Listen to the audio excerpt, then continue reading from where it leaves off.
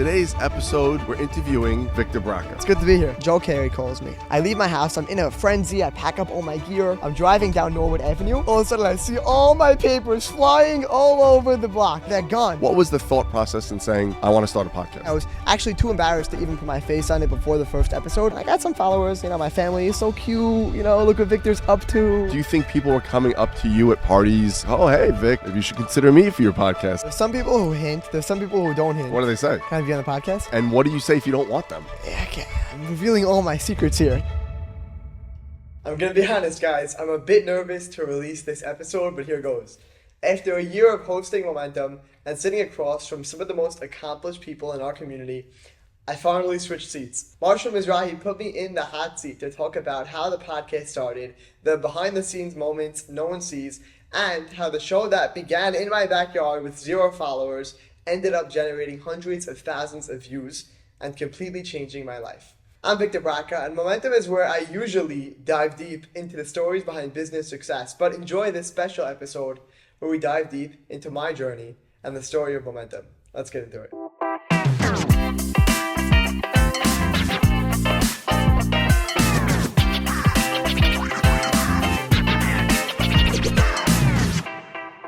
Welcome to a very special episode of Momentum Podcast.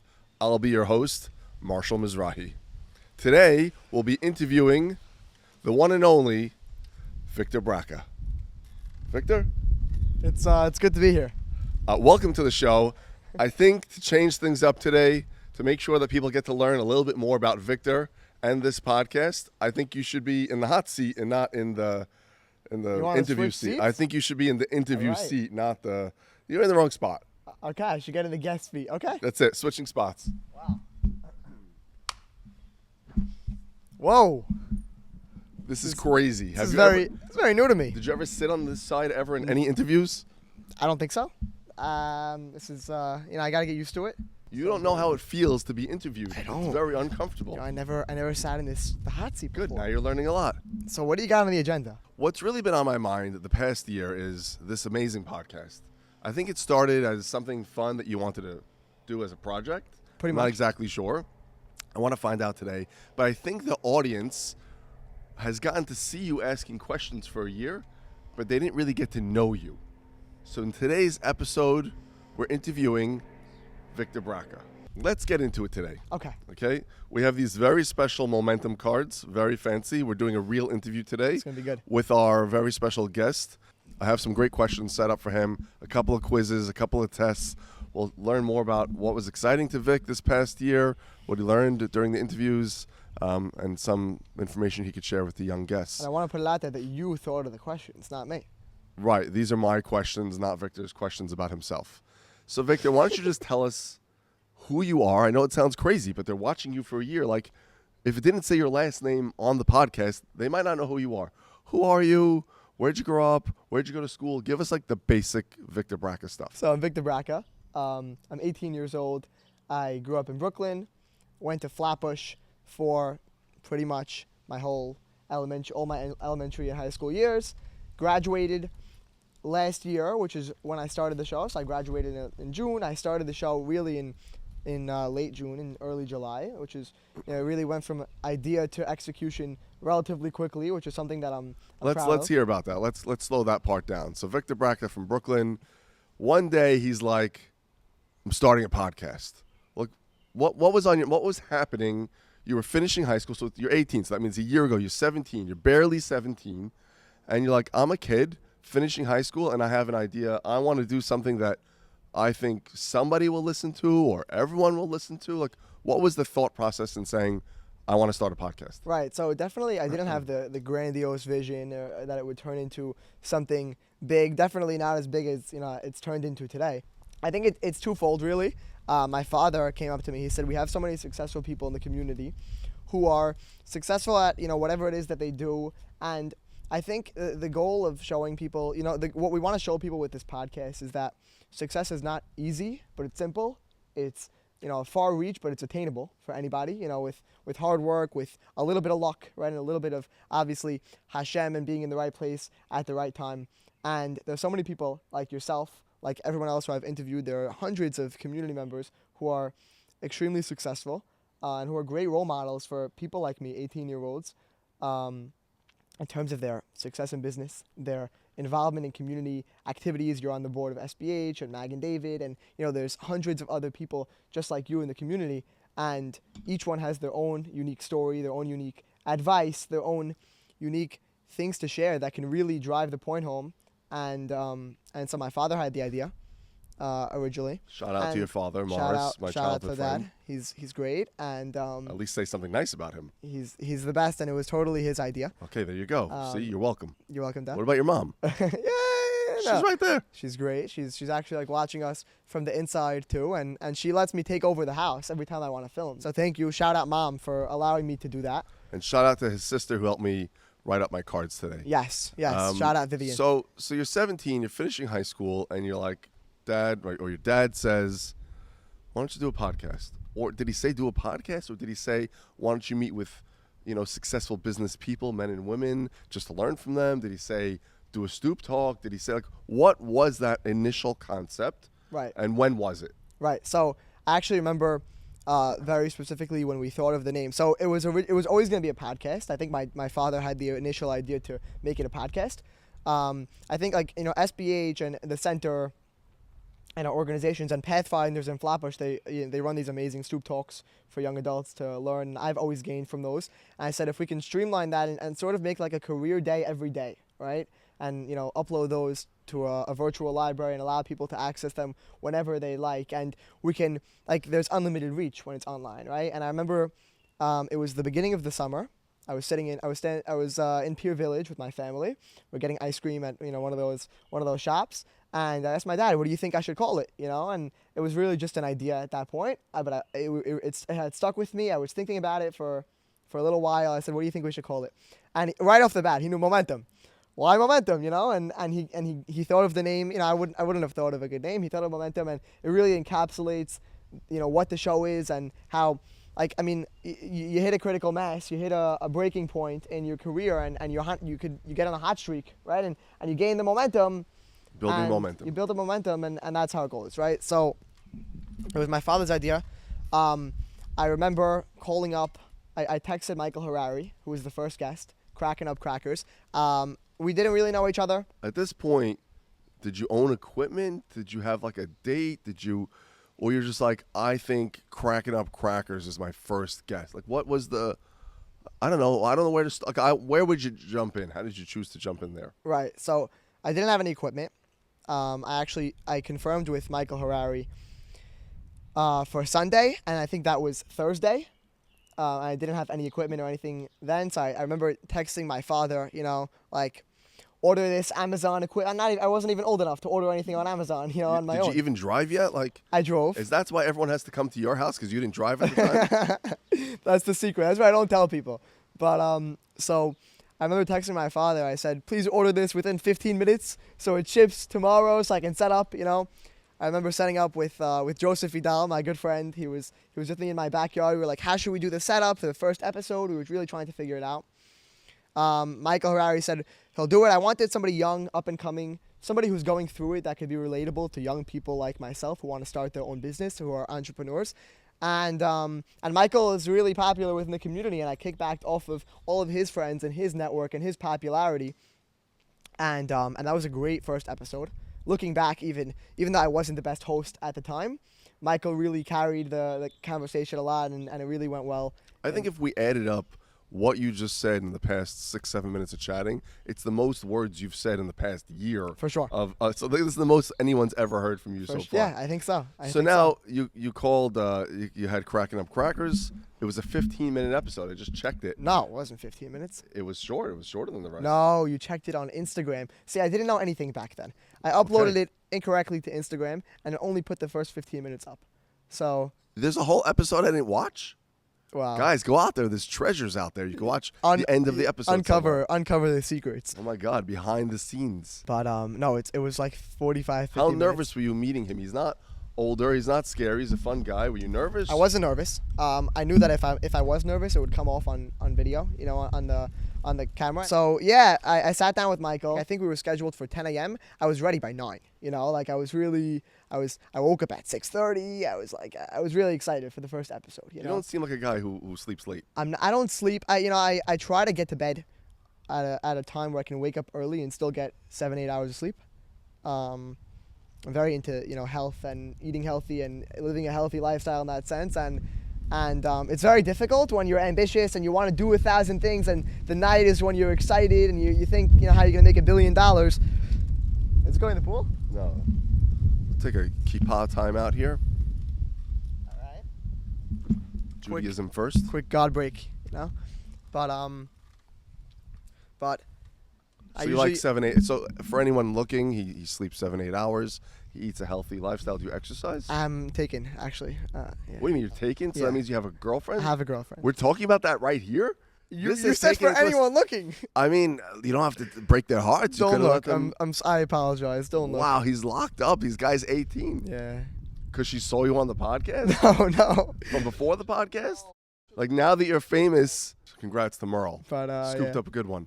Okay, so you had Michael Harari. Right. Then you went to Urban Pops, right? Yeah, Sophia Cohen was number 2. So how did you choose? How did you find Sophia? Sophia is friends with my mother. My mom suggested her. She gave me her number. I didn't have to do much convincing. Sophia likes telling her story. She's a great storyteller. She has a great story to tell. Great story, and she's a great storyteller. We spoke for maybe 2.5 hours. Something crazy, I was like, I can't post this. 2.5 hours. No one's going to listen to it. I cut it down to an hour, I think, or an hour and a half. So we really cut a lot out. We spoke for a long time. We really got into the weeds, and I kept the best parts in. The goal is to not be able to tell that it's cut, right? That's really the vibe. I mean, I think I barely noticed that it's cut. Right, you can't Even really... when I watch my own episode, right, exactly. I have a hard time remembering what was cut out. Exactly, and we switched the angles, to hide those. Like I come from a video production background. That's true. I don't know if you remember, yes. When I was in maybe 10th grade, I did a video for SBH. I was sitting behind the camera. I was like a little guy, a little boy. You're still a little guy. Okay, I was way smaller then, and I was filming you for an SBH video. Correct. And that's how I knew who you were, and that you were an interesting guy, and that you would really make for a good personality on the show. Thank you. Thank you for thinking of me. So you went with crackers to food. Ice pops. I didn't want people to think it was a food podcast. Then right. You went to how did you like to underwear, to children's underwear. Right, to licensing and underwear. You're like, that's a jump. How did you get to me? There's no really theme in terms of the industry that people are in. I got all the suggestions, pretty much most of them, from my father in the beginning, right? So we're talking about Elliot Horowitz was right after you. Joe Cayre and Not Ghost Rocky were classics, and they're like community celebrities in that sense, so they were always on the list. And then afterwards I got Z Dweck, also same clan as you, Deal, same age group, and friends with my father. Jack Ovadia, so like a lot of the guest suggestions from the beginning were from my father. Yeah, but I got you. I don't know exactly how, what the decision, how I made the decision. Scroll back through my text and see. We should. I think it was a random call or a random text. I cold texted you, right? Because you didn't really know who I was. I didn't really know who you were. So yeah, so when you called me, I was practicing at the time saying no to things. That was my for that month. I'm like, I got to learn to say no. Right. People are always asking for something. People always want a favor or volunteer. I have to be better at saying no and picking my battles. Which, by the way, you're very bad at. I'm pretty bad at it, right? But I had said no to someone a week before, and I was so inspired by my first no that when you called him, I'm going to tell this kid no. But then you said something about, I do some stoop talks, or I mentor a lot of young adults in the community, and this will reach out to your 300 followers at the time. Yes, maybe even less. I remember it being 300 because I remember looking it up. And there was a different Momentum podcast, I think by a sports player. Yes. I didn't do my research so well when making the name. So I said, okay, who's going to see this? I said yes, going, look, this is a nice kid. He's right. If I can reach 300 young adults, then it's worth it. So I'll say yes to this nice kid, thinking no one's ever going to watch this. That's so funny. No one's ever going to watch this. At what point did it explode? was it a few weeks later with Joe Cayre? Enter Joe Cayre. So tell us how you suddenly went from Marshall Mizrahi over to Joe Cayre, a leap of generational, just generations older, and Right. A legend in our community. Joe Cayre is definitely a legend in our community, a living legend. And, his name is on every building in terms of the chesed that he does and the philanthropy. Unbelievable, right? And I didn't really know his story. I had done some researching. I had texted him. I try not to email. I try to text. It's by the pool. It's a laid back thing, right? And we're all community members, so I try to text everybody. I texted him asking him to be on the show. No response. I usually don't get a response. People are busy. I have to follow up multiple times. All right. So I'm at an APAC event at Joey Shama's house last summer. It was a Friday morning. And Joe Cayre spoke. He spoke about the importance of getting involved or whatever it might be. And afterwards, I'm at the event with my father, and he tells me you should go up to him. I said, "What do you mean go up to him? I'm not going up to him. What if he says no? What if he says get out of my face? What if he says stop wasting my time?" You could say no. What's the biggest deal? And so I told myself that, and I eventually went up to him. And then we were talking for like 8-10 minutes. Like he was really investing his time into talking to 3 young guys, like 18, 20-year-old guys. And then he says, "I have to go." And he turns his back, and he's heading towards like a back exit or something like that, right? And he's so cool. He uses back exit. And I'm thinking to myself, I missed it. I squandered the opportunity. What am I going to do?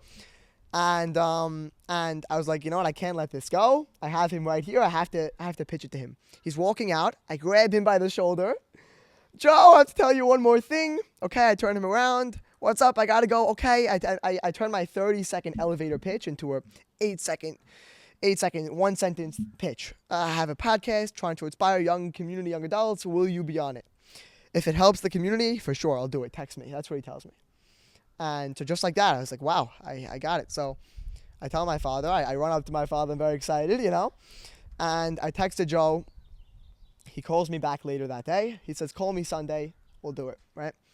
I said, for sure. So I'm like doing my research. Saturday night, I didn't go out with my friends. Sunday morning, I wake up early. I really, I prepared my list of questions. And Sunday was high heat. All right, so he said, "I'll probably want to do it in the 1 to 3 p.m. range or something like that." I said, sure. I go to high heat with my friends, and I left super early, to get ready, And this is, probably the funniest story that's happened of the entire podcast. I know this is probably one of your questions. I want to know the funniest story, yeah. But I'll tell you what happened. So Joe Cayre calls me, and I wanted him to come to me because, I had the whole setup by me. I was more comfortable, and, I knew that it would be better produced if it was by me, right? But he's 15 minutes away from me, and if Joe Cayre wants me to come to him, I'm going to come. Right. I knew it was going to be a very popular episode. So he calls me up. He says, "Let's do it now." I said, "Okay." It's heads up. I need 30, 40 minutes to set up by you. Is that okay? He goes, "Oh, I want to go back to the tournament, whatever. Let's just come now. We'll do it." And he thought it was going to be a 10, 15, 20-minute thing. And I'm planning to sit down for an hour. I leave my house. I'm in a frenzy. I pack up all my gear. And at the time, I was driving my Jeep at the time, my Wrangler, and it had no doors. I had taken the doors off for the summer. And I have all the gear in a storage container in the car. And I have my notes, and I didn't have a clipboard or anything at that time. I'm driving down Norwood Avenue. All of a sudden, I see all my papers flying all over the block, all over the street. They're gone. I pull over. What am I going to do? I had researched him. I printed out his Wikipedia page, news articles about him. I had written down all my questions, and now all of a sudden, they're all gone. In the street for people who shop at Uri's to see. If someone finds those are very valuable today. That's true. You could flip them on eBay. But I was flipping out. I was really nervous. Maybe it was better. To not have it. Maybe it was better to be not stuck to a script. Looking back, it probably was. But I was super nervous at the time. And I said, there's nothing I could do. First I got out of my car, panicking. I started picking them up. I was like, this is not going to work. I was going 30 miles an hour. They were gone. They were long gone, right? Do you recommend doors on Wranglers going forward? No, I recommend securing your cargo. You should have put them in the bins with all the equipment. I should have. You know what it was? I had them on top of the bin because I just had printed them out, I remember. And they were gone, right? So, and I didn't use a paperweight or anything. They were gone. So I get to Joe's house. I'm sweating. I'm like, I have to carry this huge storage container into his house. His wife Trina opens the door for me, and so I go to set up downstairs. I set up the whole thing. I didn't like the setup. It wasn't good. It was echoey. I realized afterwards. I take the whole thing down. I set up upstairs. 25 minutes later, Joe says, "Call me when you're ready." I said, "Okay." I'm like rushing, whatever. Then my mics don't work. Right, so I had always been using these podcast microphones, but inside I don't use these because they're very bulky and heavy, and you have to clamp them to something. So I have the clip-on microphones. I didn't own them. I had rented them because that was the first time I was doing an indoor podcast. I rented them, and they weren't working. I was flipping out. I didn't know what to do. I didn't know how to use them. I was super nervous, and I have Joe sitting down at this point in the chair, ready to go, and the mics weren't working. Thank God, somehow, some way, I ended up figuring out the microphones. We sat down. I was sweating. You couldn't tell in the video.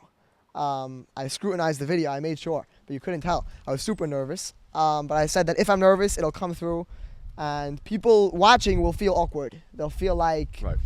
They'll feel uneasy. They'll feel secondhand embarrassment or whatever it might be. So I tried to forego my nervousness, and Joe and I had a great conversation, and that ended up being the episode that really put me on the map in terms of getting the show to the community. And almost everybody I see who approaches me about the podcast, I would say 70 or 80% of them tell me the Joe Cayre episode was great, right? And that's it's become sort of folklore and classic in the community. And he has a great story. He told it very well. One of his clips got 500,000 views. That's another question. So how many minutes were viewed, or how many views did Joe Cayre get? How many views total do you have, or how many minutes watched total? So it's a good question. A metric I love to use is watch hours or watch minutes, because if your show was watched, for the hours that are in a whole month, for example, that's pretty cool, right? And if you think about that, that's a couple thousand people, right? If that. So so I can't tell you total numbers. I'm not sure. It's hard to aggregate them between Spotify and YouTube and Instagram. But Joe Cayre was one of the most popular, was the most well known and widely circulated. A.B. Sarway, who is a young guy, 26 years old, top guy at Douglas Elliman, one of the most popular episodes, and that I love because he's up and coming guy. Joe Cayre, everybody knows his name. A.B. Sarway, not everybody knows his name. But you see, this 26-year-old is the top guy at Douglas Elliman. He sells hundreds of millions of dollars worth of real estate every year. And you click on that, right? And you hear his story, and he really delivered, and he really performed. So give us some stats. You're avoiding the answer. We need some stats. Was it 500,000 views on just Joe Cayre? 500,000 views on one of the Joe Cayre clips. We bring in around 500,000 views per month total on Instagram throughout our clips and our episodes. And on Spotify and YouTube, tens of thousands of views per month.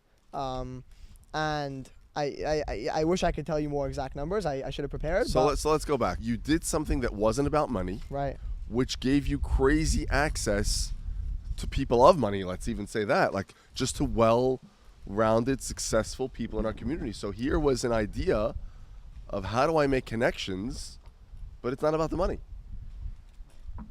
I started the show just briefly to meet people, and because I wanted to spread the content to people. I knew I would enjoy it, and I knew at least a couple others would as well. So you did this for you, or you did this half for and us? Half and half. Totally 50-50. You were the guy behind the camera. You just told me a few minutes ago. Were you ever the guy in front of the camera? No. Were you ever on stage, theater? Were you a guy who gave speeches, parsha, whatever, anything? I was always into speech and debate and things like that. I was so you're comfortable. Yeah, I've been doing that since 6th, 7th grade, and throughout high school. So I was always very into public speaking. I think it was my father who instilled that in me, from a young age. Just I don't know why, a lot of people are scared of it, and I'm scared of it too, but something I've always loved.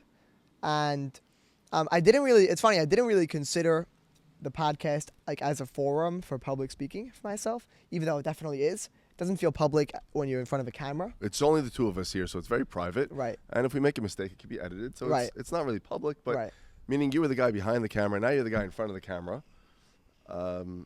What I'm hearing from you is, I think what a lot of the people who are being interviewed say, you just got to jump in and give it a try.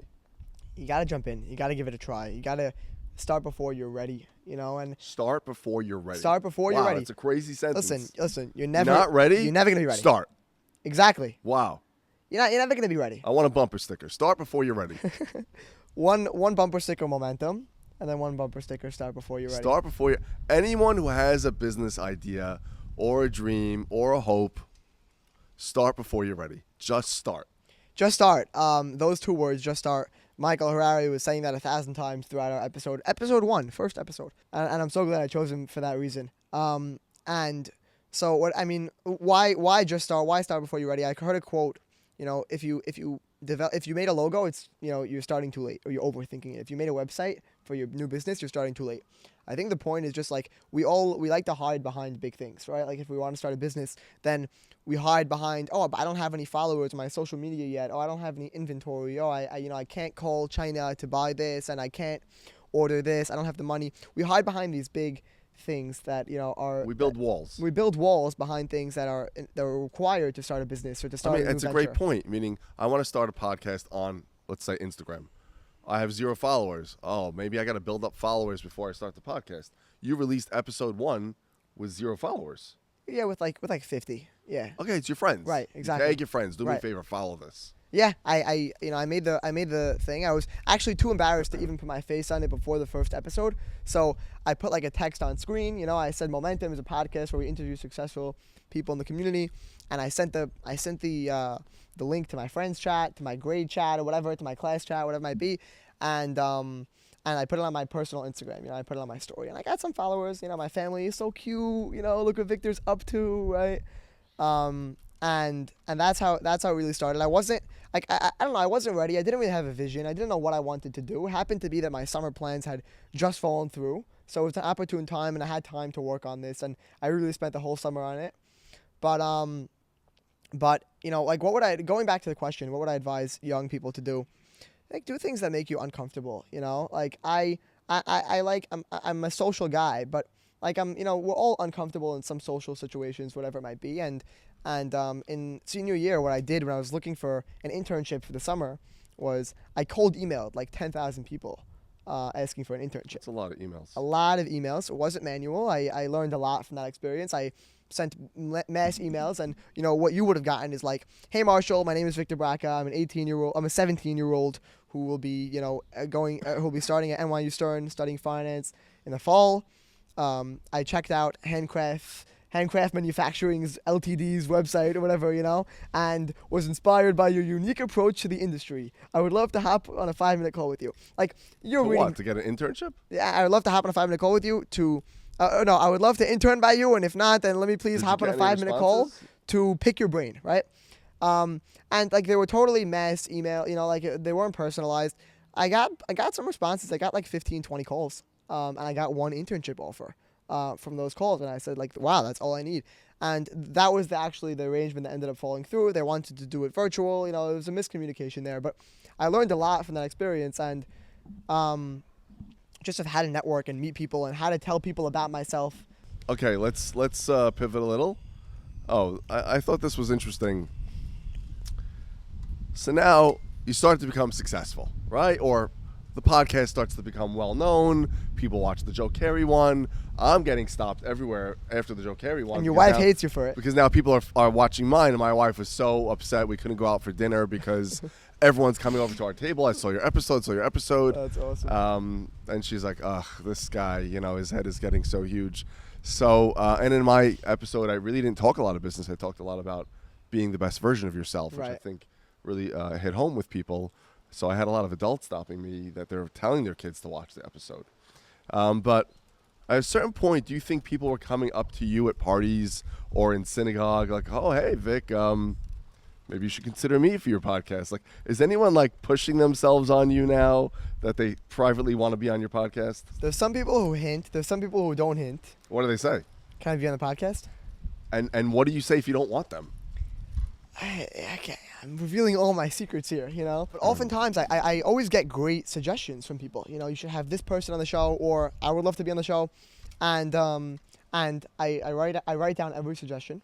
I have like a very detailed system where I write down the suggestion itself, who suggested that person, in case I need to reach out to them, ask them, about them for their contact info or whatever it might be. And then I'm very detailed in terms of when I follow up with people to get them on the show and my outreach in that regard. Which guest surprised you the most? Like, besides that you had a great time with Joe Cayre, Right. Like, what was a big surprise? Like a great interview. That's a good question. Sabotage really surprised me. Sabotage is great. He's a very young guy. He runs like the coolest company I've ever seen, media company. Yeah. I'm very into the media world. I love Well, media. you're in it. I'm in the media world, and I think like media private equity is something that I would love to do. That was a good as question. career. I was thinking, how do you tie media with finance? Right. Meaning these are your two passions right now. Right. And I think that would be something that I really want to go into, or like media, M&A advisory, or banking, or anything like that. Sabotage runs a company called Fallen Media. They are essentially like 21st Century Fox for TikTok and Instagram, and they make viral hit shows that produce billions of views every year. And we spoke for maybe 2.5 hours. I remember that night that we were recording, it was my brother's birthday dinner. My family was going out for dinner. I was gonna be late anyway. They were going to Castell's. I was gonna be late. And I said like I'll pop in at the end. I ended up going for like the last 10 minutes of the dinner because Sal and I were really engrossed in the conversation, and like I couldn't leave the chair, and that was great. And then one thing that surprises me is that when I get a suggestion from our community is very small and insulated, so you think you know everybody, right? But you really don't. And when Sabotage suggested A.B. Sarway, and A.B. Sarway is like a young community member who is one of the top guys in the country in terms of real estate, I was surprised by his track record. And when I heard about Lori Casson and her personality, and her unbelievable giveaways, like that surprised me, and so I think my guests often pleasantly surprise me. You surprised me by being somebody who's just very interesting and out of the box, right? And not the typical just cookie cutter, whether you want to call it community member or businessman or whatever it might be, and that really made for a great episode that kids really loved, like young adults really loved it. I'm glad people enjoyed it. Yeah. So now I prepared a few quotes from episodes. Okay. I went very random. I tried to just pick an episode and fast forward and just whatever they said I wrote down. Sure. So hopefully you didn't cheat and look at my notes when they were being scotch taped to these cards. I did not. And we'll see how well you know them. I don't know if I would have guessed any of them correctly. Wow. I think I'll be pretty good, but I really don't want to be too cocky. I mean, I'm sure you spend a lot of time editing, so you listen, but out of I context, re-listen to every episode also. out of context and out of order, I think they're going to be hard. Okay, I'm a little nervous. Okay, the first one. I made a book of questions that A.B. people... Sarway. Wow, I didn't even get it. The quote was, I made a book of questions that people would typically ask on the phone. Easy, So I always come have on. the answers. Come A.B. on. Sarway. Yeah, well, maybe the audience doesn't know. A.B. Sarway, go watch that episode. One of the most popular episodes. It was very interesting. I agree. Yeah. I was surprised as well. I used to have a book of questions, meaning anytime I was on the phone and somebody would ask me a question, I would write it down. Okay, people hesitate to get started or look for a way out. When you're young, go out and do something cool. Whoa, what? That sounds like you. I'm not going to lock it in. Wait. I see you. You're smiling. It's not me. Because do something cool. Don't say who it is yet. People hesitate to get started or look for a way out. When you're young, go out and do something cool. Do something cool. You have to be a... He was saying... It's a he. I gave you it's a he. He was talking about when you're young, like stop thinking I have to get into finance or start a business or be in real estate. He's like, go do something cool. Like go try things. He wanted you to try things. Try new things when you're young. Oh. Wow. Tough. Wow, the first one, I didn't even get 2 words in. This second tough. one, you stumped. Not doing too well. When you're young, go do something cool. I'm going to lock in. I'm going to say...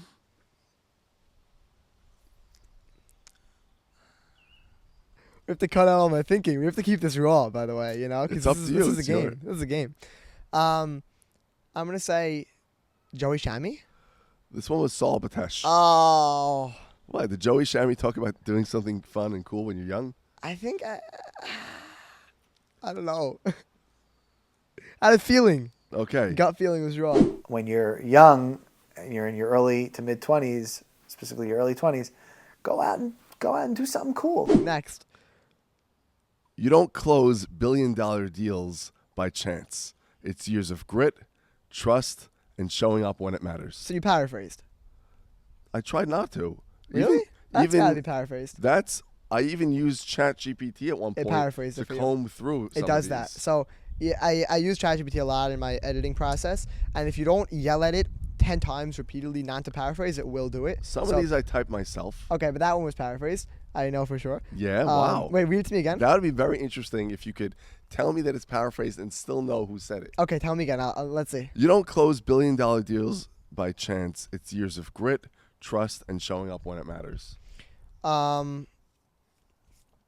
Billion-dollar deals. So, I mean, I could think of Erwin Dweck, who has closed multi-billion-dollar deals. It's Erwin Dweck. Okay, I don't wow. want to leave you hanging there. Wow. It's pretty good. I'm impressed with myself. This one's really easy. I was told I'd never amount to anything. Now I'm a judge. Gina. I mean, but it's true. Gina. And I really felt like a lot of us heard that in high school. That Right. You're not going to be a whole lot. You know, I remember hearing that myself. I felt like. Yeah. This one's another easy one. From slicing deli meat to building skyscrapers, every step taught me something about resilience. This is the problem with ChatGPT. That was like the title of Joey Jerome's episode. But so it just grabbed it. But that's great. Yeah. Yeah. I mean, that really is great, and it's great that he still talked about it. Oh, yeah. Working in his parents' deli, right. He's not hiding where he came from. He's saying, I started at the bottom slicing deli meat, and now I'm here. Yeah, that was unbelievable. He was like hustling as a DJ when he was young, right? He was a DJ in the community, doing parties for a couple $100.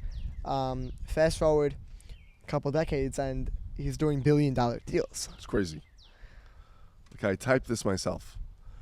At 18 and 19, worrying isn't helpful. It's not going to motivate you. Don't worry about worrying. Focus on working and accomplishment. Huh.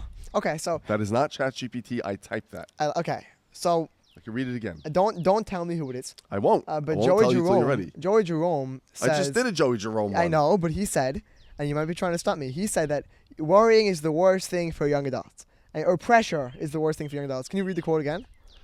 At 18 and 19, worrying isn't helpful. It's not going to motivate you. Don't worry about worrying. Focus on working and accomplishment. You're stumping me here. This is tough. Focus on accomplishment. Don't worry, it's not going to help you. I loved it. I Michael loved it. Harari. This was Z Dweck. Oh. And I just wrote Z. Don't worry about worrying. I really like that. I like that Especially and I I'm not pulled doing two too or well, three by the quotes like that, meaning when you're young, stop worrying so much. one. Just jump in. Right. I'm not doing too well over here, but we're getting. It's nice to reminisce about the episodes and really great advice all across the board. You know. This one you'll get. You can't just aim to hit home runs. You have to start adding up a lot of singles first. I don't know. You're gonna know. You have to add up a lot. Now, it's totally out of context, Right. but it's a great quote. Don't has- aim to hit home runs. Start with a few singles. Don't aim to hit home runs. Start with a few singles. Anyone could say that. Yeah. I mean, it really ties into the theme of momentum and what that really Yeah, means. I had given similar concepts in my interview about small goals. So, Joey Jerome did say to set small goals. A.B. Sarway talked about setting input goals, but I don't know if this was him, and I don't know if you would repeat it. I don't like to repeat. Person. Okay, you're not gonna repeat. Okay, No. fine. So it's not either one of those. Don't aim for the home run right off the bat. Aim for single, single, single. Elliot Horowitz? This one was Avi Hulu. Really? It was towards the end, right when your sound was cutting out of the Oh, episode. wow. I'm not doing great over here, but that's good advice. My biggest belief is go single, single, single, single, single, single. You add up, and once in a while you're gonna bloop and hit a home run also. I hope this isn't. I really thought I would do well, by the way. You got the first one so easily that I thought I was going to be in trouble. Building a top team isn't about numbers. It's about nurturing relationships and delivering consistent value. Melanie Kishk? Yes. How did you know? Because we talked a lot about her team in that one. They gave it away. Okay. And also, she didn't say that. It was ChatGPT. Stop it, ChatGPT. Yeah. I couldn't watch all the episodes, guys, like Nah, 3 nights ago. I don't blame you. I started watching and fast forwarding, and I realized there's 1,000 minutes to watch. What'd you do? You copy and pasted the transcript, or you just put the link in? I just took the entire link, dropped it in, and I said, pull quotes from every episode. And then I started fighting with ChatGPT because we were fighting. We have an interesting relationship. Okay, I'm going to make sure I do a not ChatGPT one. I feel bad. I'm really like ruining your game. Treat your business with a sense of accomplishment and pride. Don't just look at your bank account. If you build something amazing and you're proud, I guarantee there'll be some money in the bank. Is it you? It is me. How did you remember? It's a year ago. Wow, that's It pretty is good. me. I remember you talking about not focusing on making money, and I remember particularly that you said that you and your brothers, when you were building the business with your father, you didn't focus on getting rich or buying a mansion or getting a Lamborghini or whatever it might be, but rather you put your head down. You worked for 10 years. I'm like almost exactly paraphrasing, quoting you verbatim, and then you looked up after 10 years and you said, "Wow, we built this." So I remember that. Look, I still get that question today when I meet with young adults. A lot of them are saying to me, I tell people I want you to fall in love with something. Fall in love with a piece of your business or the quality of your fabric or the way that you finance something. Like, it should be unique. You should fall in love with that aspect of what you chose to do. Right. And if you build it and you're super proud, I guarantee there'll be some money in the bank. What if nobody watches this episode, which is about you? That'd be pretty embarrassing. Would that be embarrassing? Yeah, it would be pretty embarrassing. Can we just pull it down if it doesn't do well? I'm gonna keep it up, public stakes, right? But listen, I hope people watch. I have another quote for you. You're the one who said everybody wants to hear about me, so I feel like, it's on you if nobody listens to this. wow, imagine I'm wrong. I feel like no one knows who Victor Braca is. This was a chance to get to know Victor Braca today on this very special episode of Momentum. I think he's found success in this project that he started, which is only benefiting everyone in the community, and it's eventually benefited him as well with Right. connections to everyone in the community, including the job that he got. So, Right. so kudos in starting something, and your father pushing you to just start it and figuring it out. But I wanted to read one more quote to you. All right, let's end it off with a bang. I don't want to focus on business. I want to focus on success. That's very vague. Very vague. It's very vague. I don't want to focus on business. I have no idea. That was said by Victor Braca. What? Yeah, I guess you said it in one of the interviews. That's so funny. I was just scrolling past, and you stopped somewhere like, listen, I don't want to focus on business. I want to focus on success. That's so funny. And I was like, wow, that's great. Well, what do you think that means? I'll flip it on you. I What do I think mean by that? Look, I think for me, it's a lot of what I discussed with you. We could talk and sit here about the nitty gritty of how to do licensing or real estate or marketing. We can get into those, and I could sit and teach a licensing course, or someone could teach a real estate course or an investment class, but that doesn't always equal success. And success is exactly what happened here. Having an idea, jumping off the deep end, and saying, I'm going to start a podcast. I'm going to do something and see if it works. And that was the success. You found a way to build success, and you're enjoying it. And that, to me, is the best part of success, is enjoying the project that you started. I was thinking a couple months ago, like, what does success mean to me, right? And I was thinking that, and it's a question I've asked people on the podcast, off the podcast. I think a good rule of thumb, how to define success, is I think all of us, like, a lot of people, we go to work, we live for the weekend, right? And we just want time to pass. We live for the weekend during the week. During the winter, we want the summer. All right, during the summer, we want vacation. During vacation, we want our beds at home. Like, it's always, we want time to pass. And I think a very good measure of success is, I want, looking at when I'm, even now, but, in order for me, in order for me to consider myself successful, I want time to move slower, not faster. Right? I want to love what I'm doing, and I want to be so engrossed in everything that I do and go to work and feel like I have so many things on my plate and I just need more time, and I don't want the weekend to come because then I can't work, right? And then I don't want the weekend to end because Shabbat is great. And so I think a good measure of success for me is I want time to be able to move. I want to wish that time moves slower. It's very pretty. I always said I wish there was more hours in the day Right. for me to get more things done. But listening to you, I think the definition of success for me is a sense of accomplishment. Meaning if you set out a goal and you got there, that was success. So I'm always telling people set goals, start small, hit a few singles before you aim for the home run, because you're going to feel a sense of accomplishment. And all those little bits of accomplishment start to tell yourself, I'm a guy who accomplishes. Right. I'm a person who gets to my goals. And you carry that with you into the workplace. You carry that with you all day. Even in Judaism, I could pray every day. I can get this done. I could start a podcast. I could start a business. Right. I could accomplish these goals. So for me, I think success is a feeling of accomplishment, Right. setting a goal and getting there. Yeah, I love it. And with that definition, anybody can be successful. Anybody can find success in whatever they do, right? With that definition.